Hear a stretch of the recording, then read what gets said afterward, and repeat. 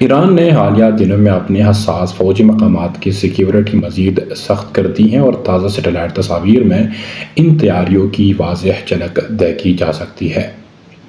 اطلاعات کے مطابق ممکنہ امریکی حملے کے خدشے کے پیش نظر ایران نے دفاعی اقدامات تیز کر دی ہیں۔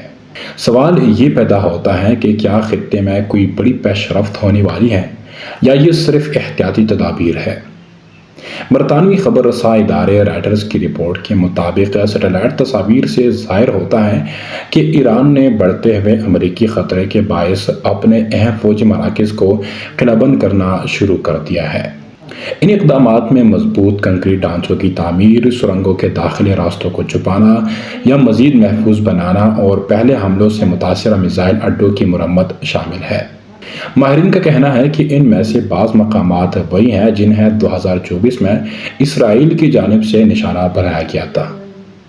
پارچین ملٹری کمپلیکس، جو تہران سے تقریباً 30 کلومیٹر جنوب مشرق میں واقع ہے، ایران کے حساس ترین فوجی مراکز میں شمار ہوتا ہے۔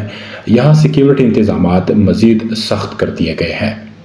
اسی طرح اصفہان نیوکلیئر ٹیکنالوجی سینٹر میں بھی زیر زمین تنصیبات کے داخلی راستوں کو مضبوط اور جزوی طور پر بند کیا گیا ہے۔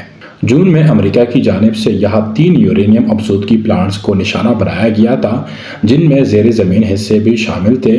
ایرانی حکام کے مطابق اسی مقام پر زیادہ تر افزودہ یورینیم ذخیرہ کیا گیا تھا۔ رپورٹ کے مطابق نیتنز نیوکلیئر فیسلٹی کے قریب بھی قلعہ بندی کا عمل جاری ہے۔ 10 فروری سے نیتن سے تقریباً 2 کلومیٹر فاصلے پر ایک پہاڑ کے نیچے موجود سرنگوں کے داخلی راستوں کو مزید مضبوط بنایا جا رہا ہے۔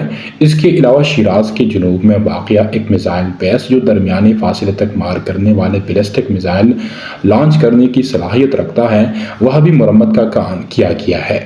گزشتہ سال کی جھڑپوں میں اسے معمولی نقصان پہنچا تھا۔ اسی طرح قم کے شمال میں تقریباً 40 کلومیٹر دور واقع ایک اور میزائل اڈے پر نئی چھت نصب کی گئی ہے، جس سے پہلے درمیانے درجے کا نقصان پہنچا تھا۔